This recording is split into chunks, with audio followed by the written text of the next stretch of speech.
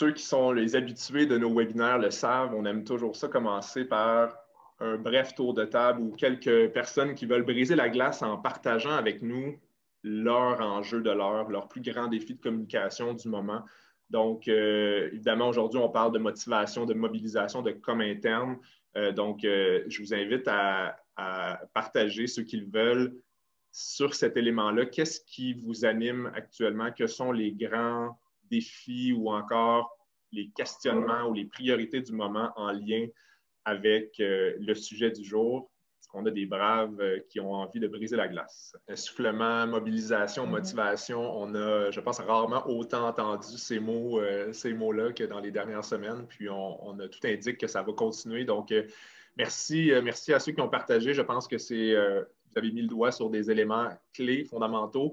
On a beaucoup de points de vue à vous partager ce matin, mais il y a quand même beaucoup de questions qui demeurent dans le sens où on n'a pas nécessairement toutes les réponses. Cependant, on a observé beaucoup de choses dans les dernières semaines. Puis je pense qu'on va commencer par cet élément-là comme partage ce matin, c'est-à-dire qu'on a fait le tour de quelques-uns de nos clients qui sont dans des secteurs variés, plus industriels, en bureau, manufacturiers, plus technologiques.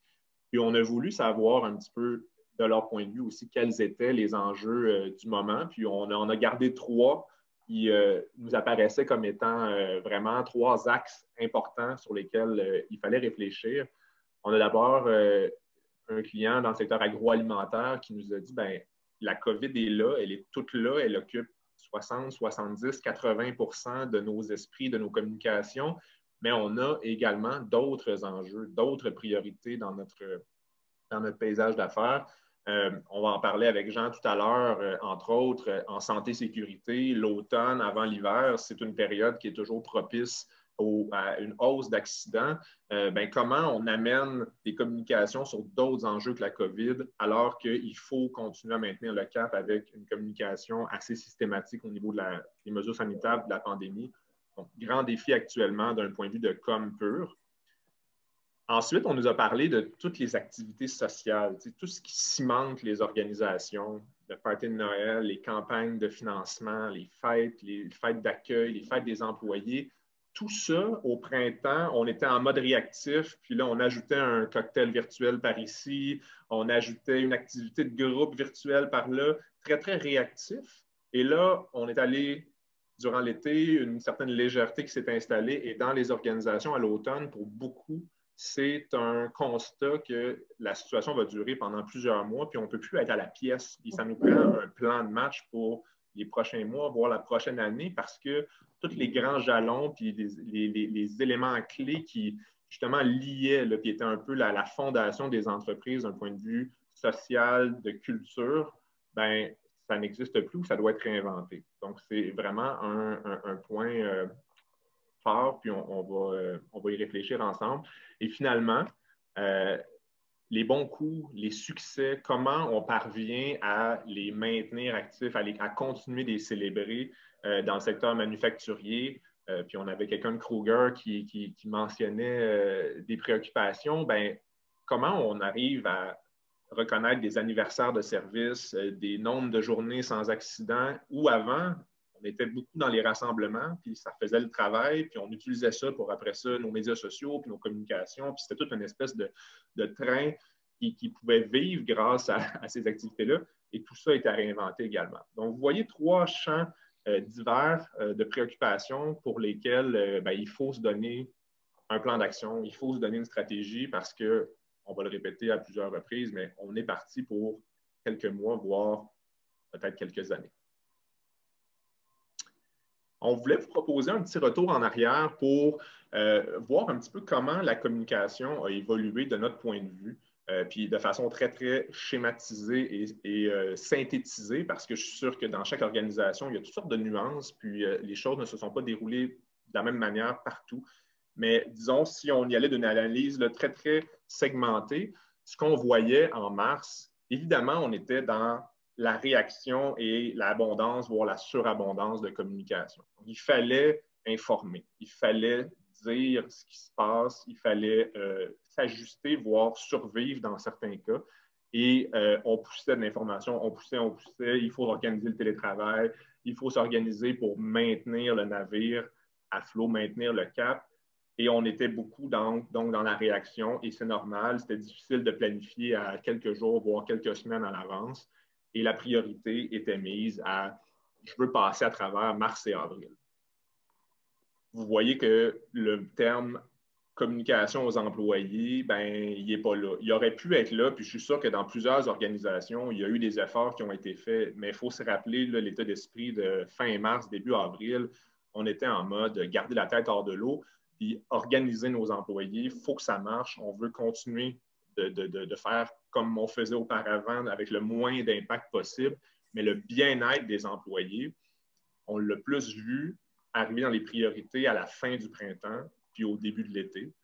Pourquoi? Entre autres parce qu'il y a eu beaucoup de sondages qui ont été faits dans les organisations. Il y a eu des mesures de l'état d'esprit des employés qui ont été faites. On a vu apparaître les premiers articles qui nous parlaient d'essoufflement, d'isolement. On a vu les premiers articles aussi ou les premières études sur les effets pernicieux du télétravail. On a célébré le télétravail de manière assez franche au printemps, avec raison, pour les raisons d'efficacité et de performance qu'on connaît. Mais les premiers effets plus difficiles à mesurer, intangibles, sont apparus plus tard au printemps, voire durant l'été. Et là, on a senti le besoin de rassurer, d'encadrer, d'entourer, de soutenir à la fois les employés et les gestionnaires. Et on a vu toutes sortes de pratiques qui ont été mises en place. L'été aidant aussi, on pouvait se voir peut-être plus facilement, faire des événements à l'extérieur. Et on a retrouvé peut-être une certaine légèreté à travers tout ça. Et là, on arrive en octobre avec, je vous dirais, beaucoup de questions surtout, parce que les réponses ne sont pas évidentes. Il faut vraiment s'assurer de comprendre ce qui se passe dans notre milieu. On va parler beaucoup de sondages, on va parler beaucoup d'aller prendre le pouls dans les prochaines diapositives. Il y a toute une question sur la fréquence. On communiquait très, très, très, très activement au mois de mars-avril. On a peut-être fort probablement ralenti pendant l'été. Là, on reprend ça à quel rythme? Comment on arrive à contrer la fatigue COVID, terme qui, je pense, est assez universellement reconnu maintenant. On pensait à quand vous voyez les mesures répétées, on passe, on y porte moins attention. Pourtant, ça demeure important. Le caractère d'urgence est encore là, mais il faut le renouveler.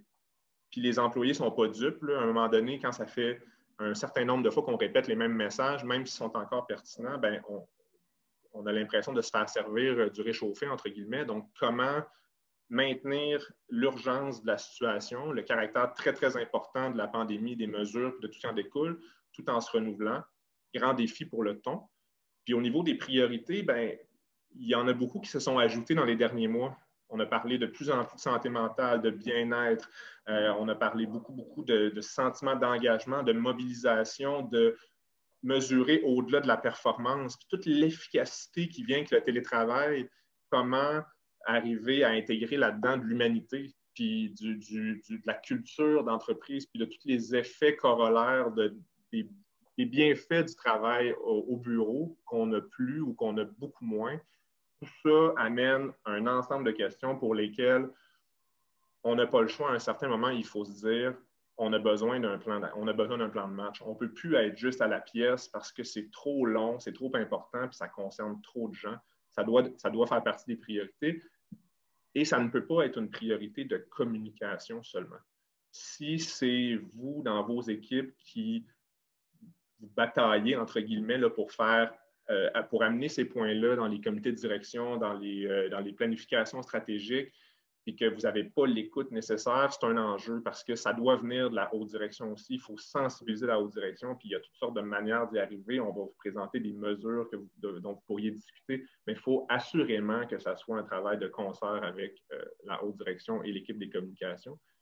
Parce que notre hypothèse, c'est que cet automne, on doit partir en campagne. C'est-à-dire qu'on doit soit regagner le cœur des employés ou carrément les gagner parce qu'on a toutes sortes de sons de cloche qui nous viennent, de chasseurs de tête, de spécialistes RH qui nous disent à quel point il y a un bassin important d'employés qui sont à deux doigts de quitter. Là. Ils attendent l'appel du compétiteur, ils attendent l'offre ou encore le bon timing. Ils terminent quelques mandats actuellement, puis sitôt qu'ils vont avoir une opportunité, ils vont quitter. Pourquoi? Parce qu'ils ne sentent pas que leur organisation a pris la pandémie assez au sérieux. Ils n'aiment pas la réponse que leur équipe de direction a eue, par exemple, ou encore ils ne sentent pas qu'il y a un effort substantiel qui est fait pour reconnaître qu'on n'est pas dans une période normale. Il y a des mesures qui doivent être mises en place, qu'il y a une stratégie de com, mais plus largement de mobilisation des troupes qui doit être déployée. Donc, l'hypothèse qu'on pose, ou le constat, en fait, plus solidement, c'est qu'on ne peut pas revenir en arrière avec une réponse à la pièce. Puis on a énormément de données pour s'appuyer. Mathilde va nous présenter, vous avez vu passer toutes sortes de chiffres de sondages, je suis sûr, dans les dernières semaines. On a essayé de faire ressortir la crème, disons, là, ou ceux qui étaient le plus frappants. Donc, Mathilde va nous présenter des chiffres, je pense, qui illustrent une tendance assez lourde. Oui, merci Jean-Michel. En fait, exactement, on voit passer beaucoup de statistiques, puis on a voulu faire un peu pas un ménage, mais ressortir quels sont les grands enjeux, particulièrement en communication interne. Tout d'abord, on a vu qu'il y avait 53 des employés qui sont toujours en télétravail et qui aiment ça. En fait, il y a moins de 20 aussi qui mentionnent qu'ils aimeraient retourner au bureau. Également, il y a plus du tiers, en fait, qui peinent à trouver qui ne se sentent pas motivés, qui peinent à trouver la motivation nécessaire à travailler. Il y en a 45 pour qui l'isolement, c'est un enjeu. C'est quand même près de la moitié. Puis en juillet, il y avait une donnée aussi qui est sortie en disant que 64 des employés s'ennuyaient de leurs collègues également. 61 qui disent que la pandémie a eu un impact négatif sur leur emploi et ça monte à 66 pour les 18 à 34 ans. Puis en fait, il y a plus de la moitié aussi qui pensent que la pandémie a fragilisé leur emploi. Donc, ça l'amène des inquiétudes. Il y a un Québécois sur 3 qui est au bord de l'épuisement, puis même hier, plus récentes données de la santé publique de Montréal rapportaient que les 18 à 29 ans, 46 rapportaient des symptômes compatibles avec l'anxiété généralisée. Aussi, 82 des gestionnaires craignent de perdre des employés contre la compétition, finalement. La compétition est très féroce et ça se sent. Puis, l'enjeu, en fait, c'est le principal enjeu là, qui reste, c'est le fameux équilibre travail-famille qui est le principal enjeu depuis mars. Donc, la première étape à la lumière de toutes ces statistiques-là, on pense, c'est de prendre du recul. On est tous dans le même bateau et d'accepter que les enjeux d'isolement, de la motivation, de perte de productivité aussi, ce sont des problèmes qui vont rester avec nous pendant un moment. Ce ne sont pas des problèmes à court terme. En tout cas, en communication interne. Puis ça va être normal d'en parler et d'en reparler. Puis dans ce contexte-là, cette troisième phase, c'est normal d'avoir des questionnements, d'avoir des incertitudes qui vont refaire surface, non seulement des employés, mais aussi des directions de communication, des directions générales aussi, qui se posent des questions, qui ont déjà mis, vous l'avez mentionné plus tôt aujourd'hui, qui ont mis tant d'efforts dans des campagnes de communication, puis que maintenant sont dans cette zone grise dont Jean-Michel parlait, puis qui se demandent, est-ce que maintenant je dois plus communiquer, moins communiquer? C'est quoi mon ton? Est-ce que je dois partir une nouvelle campagne, réutiliser celles que j'ai déjà, qui ont déjà bien fonctionné? Donc, tout ça, ça met un peu la table à la prochaine portion de la présentation. Merci Mathilde. Est-ce que juste avant qu'on passe à quelques bonnes pratiques, Anna, est-ce qu'il y a des questions, des commentaires dans le chat? Oui, on a Élise Bilodeau qui nous demande, allez-vous relayer? Élise, on va certainement relayer l'enregistrement du webinaire, mais quelques points lors du tour de table qu'on n'avait pas mentionné. Il y a Vanessa Normand qui dit que son enjeu à elle, c'est de garder le moral des équipes haut malgré le fait qu'on soit loin l'un des autres. Et comment réussir à garder le contact, n'oublier personne, faire des coucous réguliers avec tous. Mm-hmm.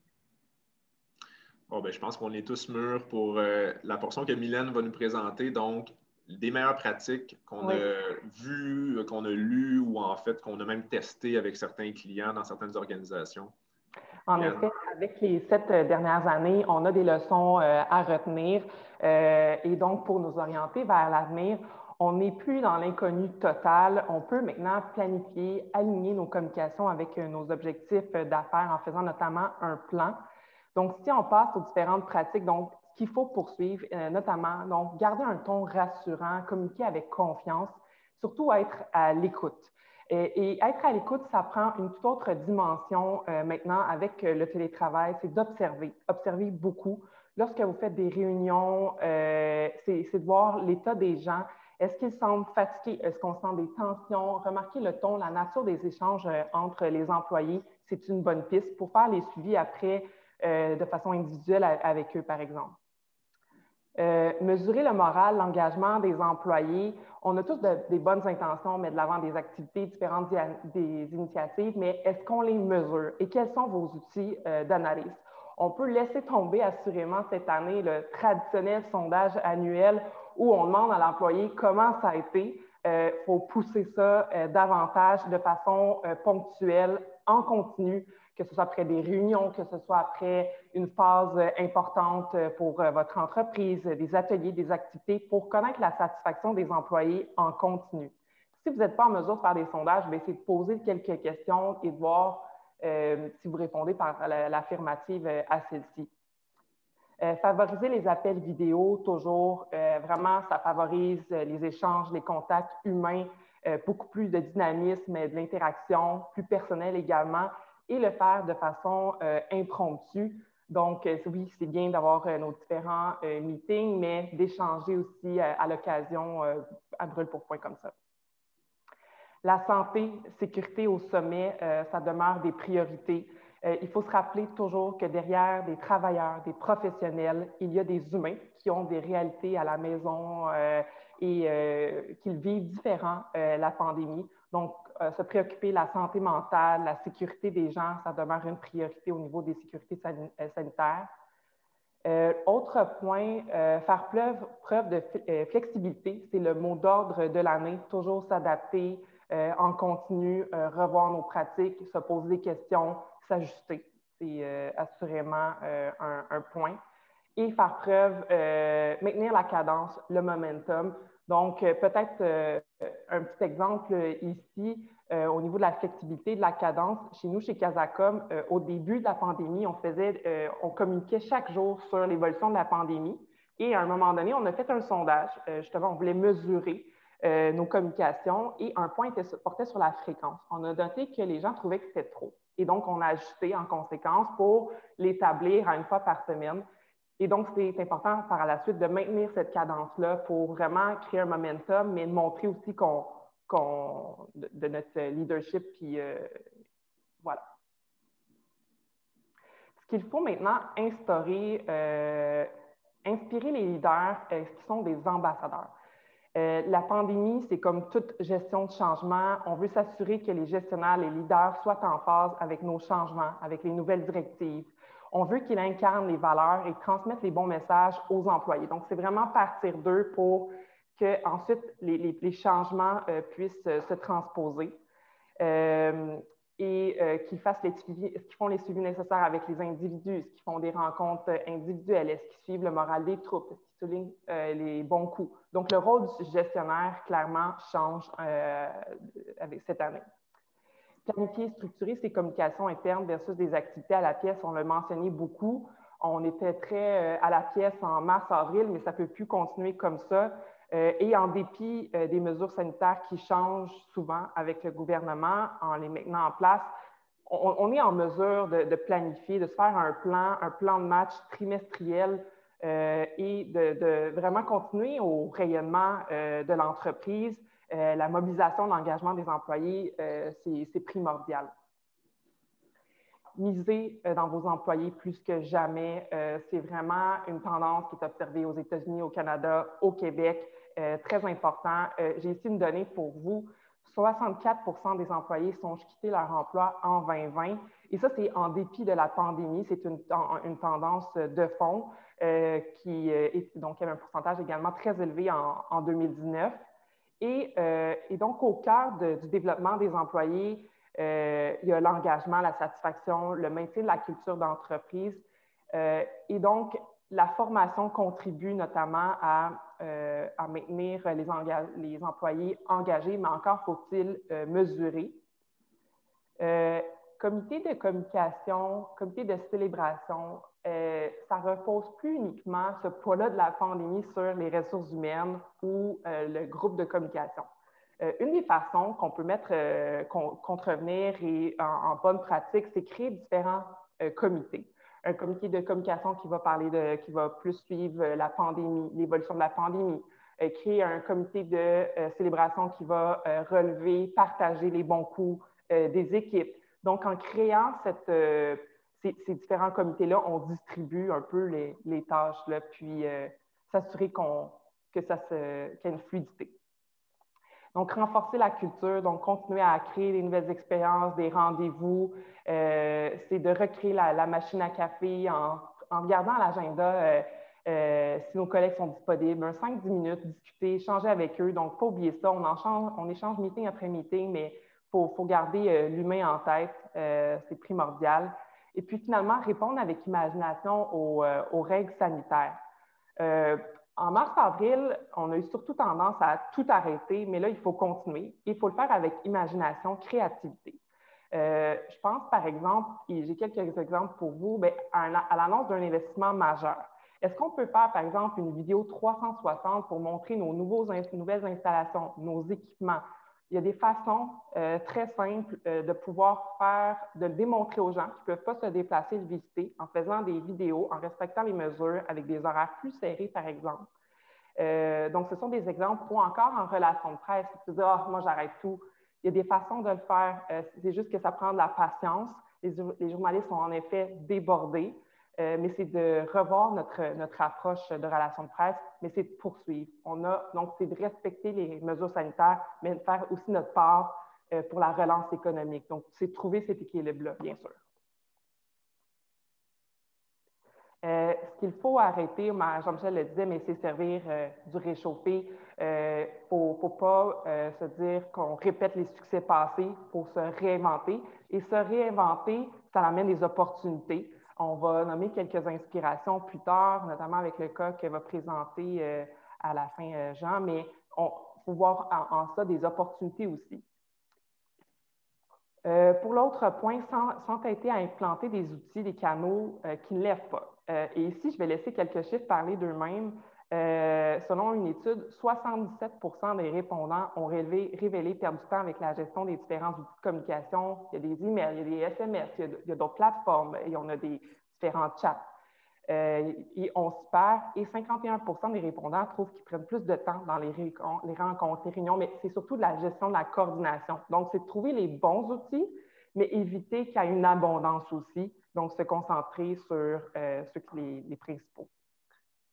Se baser uniquement sur la productivité comme un indicateur de succès. Donc, c'est voir beaucoup plus large que ça. Garder l'implication, l'engagement des employés, c'est d'avoir une approche très humaine. Et si on regarde uniquement que la productivité, bien, ça envoie comme message qu'on est, oui, axé sur la rentabilité, l'argent, mais c'est beaucoup plus que ça, par preuve d'humanité, d'avoir une gestion qui est humaine. Le rôle du gestionnaire doit se concentrer là-dessus. Et finalement, arrêter d'agir comme c'était business as usual, ce n'est pas le cas. Mais comme je le disais tantôt, c'est une opportunité de se réinventer. Il faut le voir positivement. Quelques points à surveiller aussi. Négliger certains groupes d'employés.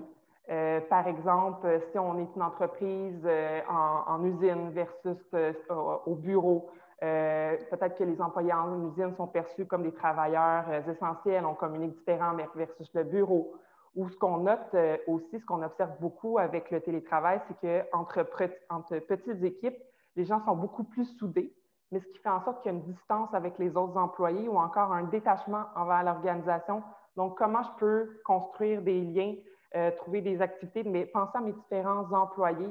Si vous faites une activité spéciale pour vos employés, vous emmenez un lunch pour toute l'équipe pour célébrer des succès, par exemple, bien, pour des employés qui sont au bureau en respectant le 25 bien, c'est de s'assurer que tous les employés en bénéficient. Donc, pas oublier personne, finalement, puis miser sur les approches personnalisées.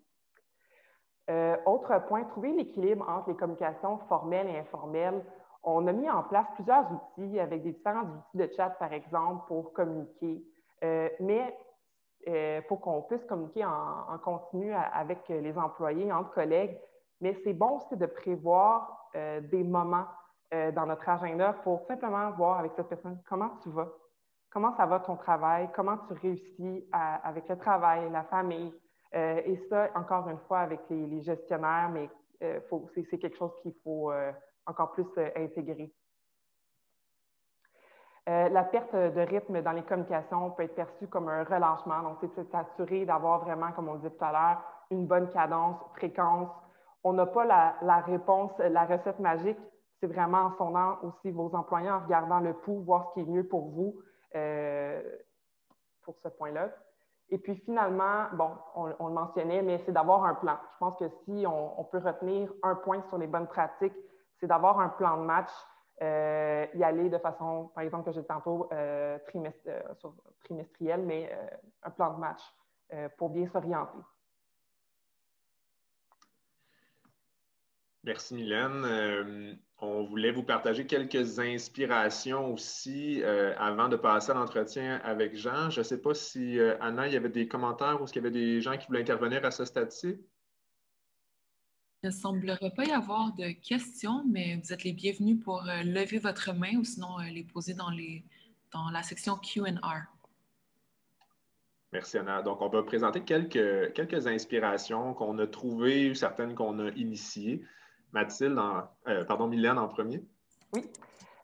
Donc, CAE, et d'ailleurs, je salue Geneviève qui est avec nous.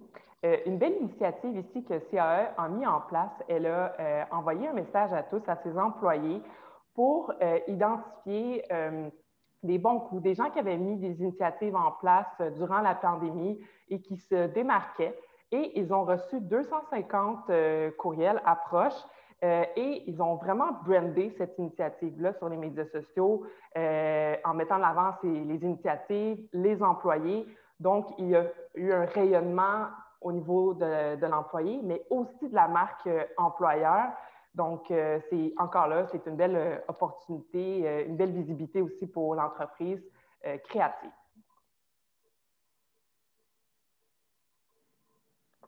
Une autre belle initiative qui fait référence au point de Mylène de répondre avec imagination aux règles sanitaires. C'est un projet qu'on a initié avec le Collège Beaubois, dont Véronique est avec nous aujourd'hui. Je te salue également, Véronique. Donc, pour le Collège Beaubois, qui est un collège à Montréal, on a initié leurs activités de porte ouverte, à moitié à distance, à moitié en présentiel. Et une des activités était de conceptualiser un concours. Et plutôt que les gagnants des concours se déplacent pour aller chercher leur prix au collège ou alors se le fassent envoyer par la poste, c'est l'équipe, c'est deux membres, un professeur et un membre de la direction du collège qui se sont déplacés pour rendre visite aux gagnants et aller leur remettre le prix en main propre. Et donc, non seulement ils sont heureux de voir des représentants de leur nouvelle école venir leur porter leur présent en main propre, mais il y a un caméraman qui a suivi l'équipe durant son périple lorsqu'ils sont allés voir les gagnants. Et on a monté une vidéo avec ça, une vidéo qui a été diffusée sur les médias sociaux et qui a généré beaucoup d'engagement et de commentaires. Donc, vraiment un bon coup pour les portes ouvertes qui démontre aussi l'humanité du collège. Merci Mathilde. Et puis, je pense que cette initiative-là, la troisième qu'on vous présente, met la table pour notre entretien avec Jean d'Ecom. Donc, Ecom, c'est une entreprise canadienne de produits du bois qui compte plus de 1100 employés, qui a 7 scieries dans le nord de l'Abitibi, dans le nord de l'Ontario également, avec un siège social à Montréal. Et puis, je pense que Ecom a été un excellent élève au printemps. Dès le début de la pandémie, les mesures ont été mises en place, des nombreux outils de communication, Vraiment, ils ont été premiers de classe là, et même ils ont été reconnus dans leur industrie comme ayant vraiment bien répondu, créativement, avec énergie, avec une bonne cadence.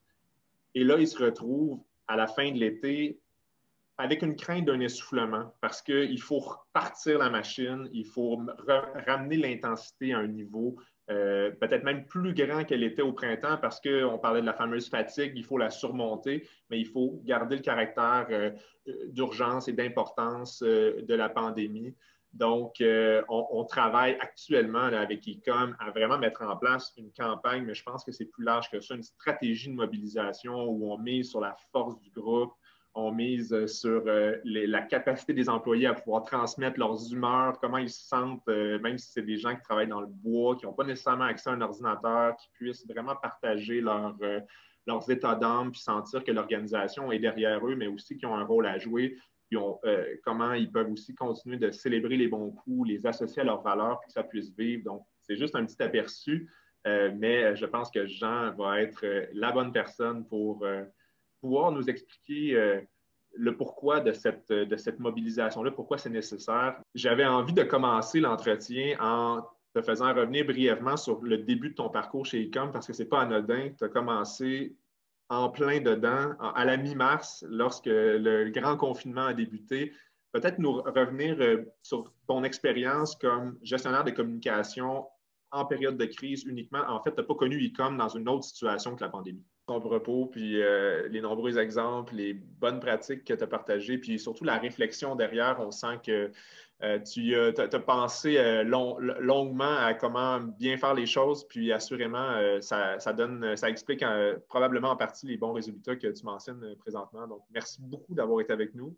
En conclusion, peut-être en conclusion, si tu me permets un petit mot de fin, pas parce que je vais avoir le dernier mot, Jean-Michel. Avec plaisir. Tu parles de gestion de crise. Puis je pense que dans le fond, moi, j'ai eu le bénéfice peut-être de rentrer en mode gestion de crise.